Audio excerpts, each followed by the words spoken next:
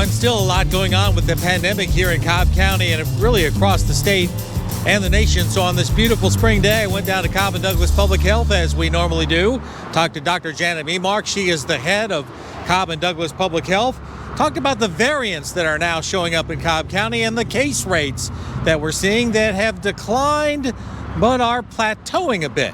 We are cautiously optimistic. So we have our trend lines that have been coming down for the last 10 weeks. And now we're hovering at about 255 cases per 100,000. We've dipped as low as like 245 or something, but have popped back up around the 250s rate. Remember, that's 2.5 times higher than what's considered high transmission. So we're still very, very high.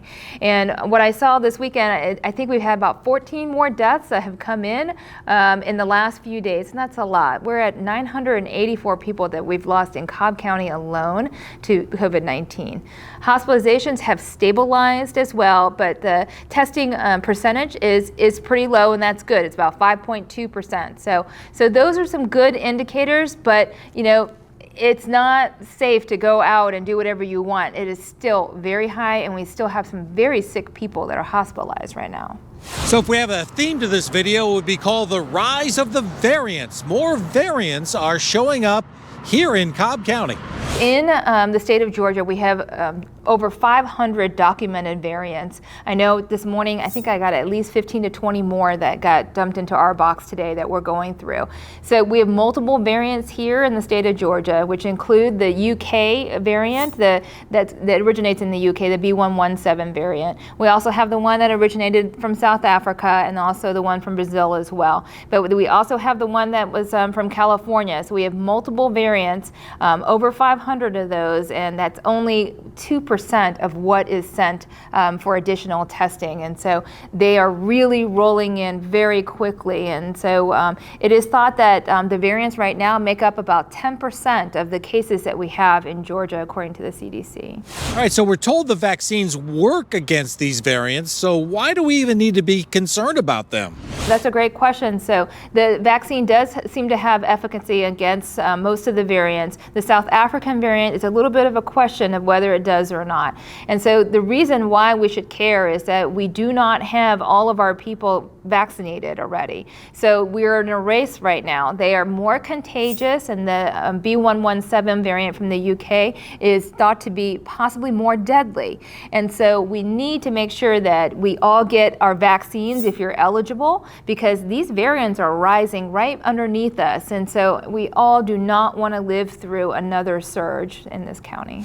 All right, here we are. It is spring break season. Some people have already had spring break. For a lot of us, though, spring break is just around the corner. And Dr. Memark says you can still have fun this spring break. Just make it safe fun. Well, if we can do it in a safe manner, it doesn't concern me too much. It's when we throw caution to the wind that I get concerned. And so, if you can get yourself vaccinated, that's one way of keeping yourself safe, right? Anybody 16 and over can get vaccinated right now. Get yourself vaccinated. Try to avoid large crowds. If you're going to go somewhere, try to keep your distance from folks. You don't know who's vaccinated, who's not vaccinated, who's carrying the variant, not carrying the variant. Keeping your distance and wearing your mask in public right now. If you're around folks that are vaccinated or a small group of low-risk individuals, then you're probably going to be okay. I would not be going to big clubs or areas that a lot of people are going to be gathering right now, and you don't know what their vaccination status is. But you can still have a good time outdoors and kind of spread apart and go to the beach and just not tightly bunched together. Trying to get an appointment for a vaccine has been one of the big challenges people have faced this year, and we spend a lot of time focusing on our local public health folks at Cobb and Douglas Public Health. But even at the Jim R. Miller vaccination site, that's only a small percentage of all the vaccines given out in Georgia. So if you need an appointment, if you look hard enough, you can find one. We're a small portion of the vaccines that are being done in our county and in the state of Georgia. And so we probably have, 50 vaccinators at least in the county. On top of that, we're nestled between two large GMA sites. The whole point of them, the one at Mercedes-Benz and the one at Lake Point are to vaccinate as many folks as possible in a short period of time. So they're getting extra vaccine to do, over 1,000 a day. And that's, close to max of what we can do at Jim Miller Park. And that's first and second doses. So they have a lot of capacity. So you can go to the DPH website and you can see what vaccination sites are available. You can sign up for any, Cobb, Douglas, any outside our area. Or you can go to the GMA sites too at myvaccinegeorgia.com. They have 9 sites that have a tremendous number of vaccines there. You can get your vaccine pretty easily there as well. One interesting thing I've run into a lot is talking to some folks who've been out vaccine shopping. I see a lot of that, that people, someone Pfizer, someone Moderna, someone Johnson & Johnson. And so, my advice to everybody, they are all very good vaccines. Remember, they're near perfect against hospitalization, severe illness, and death. So that's a great track record. Take whatever vaccine you can get. The Johnson & Johnson one is the 1-dose one, and that's great and convenient. Works very well. Whatever you can get, I advise getting it. Remember, though, children that are 16 and 17 can only get the Pfizer vaccine, so you will have to double check for that. The GMA sites give those, and Cobb and Douglas Public Health give the Pfizer vaccine. I know some of the big metro sites do as well. In all this talk about vaccinations, one thing we've kind of lost sight of is that testing is still important. It gives public health officials an idea of how much COVID is still in our society, and testing is still available. We still have several testing sites available. We have, I think it's like 8,000 tests available per week. Jim Miller Park has them, and then we have them at satellite locations that kind of move around. We still have very good testing. Most of it is free of charge. It's all free of charge to you. The one at Jim Miller Park does charge your insurance, but you never get billed anything for that.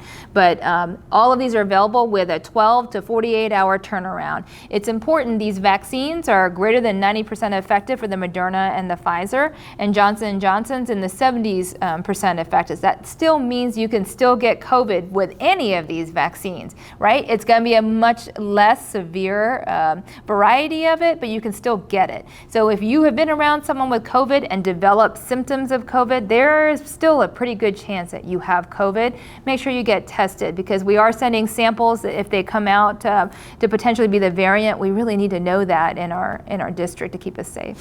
And another thing we've run into, and you may have run into it yourself, is that people who simply do not want to get the COVID vaccination shot. They believe it was rushed, and we have no idea what the long-term effects will be. But Dr. Memark says they've done their work and these vaccines are safe.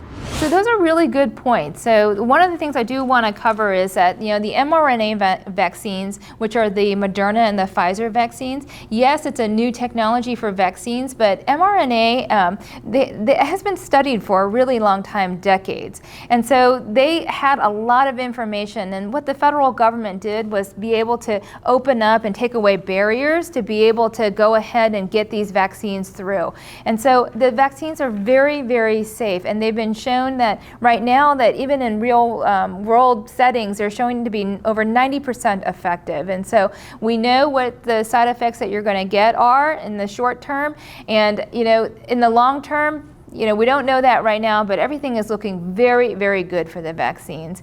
Johnson & Johnson vaccine as well. This is a little bit different vaccine. It's a DNA vaccine. It does not, go into your DNA and change your whole genetic makeup, but it goes on to create that mRNA and those proteins that help in the vaccination protection. So very, very safe vaccines, and we're very lucky in this country that we have 3 very safe vaccines that everybody can get. And so please, if you get a chance to get one, it's imperative that we all get vaccinated during this time.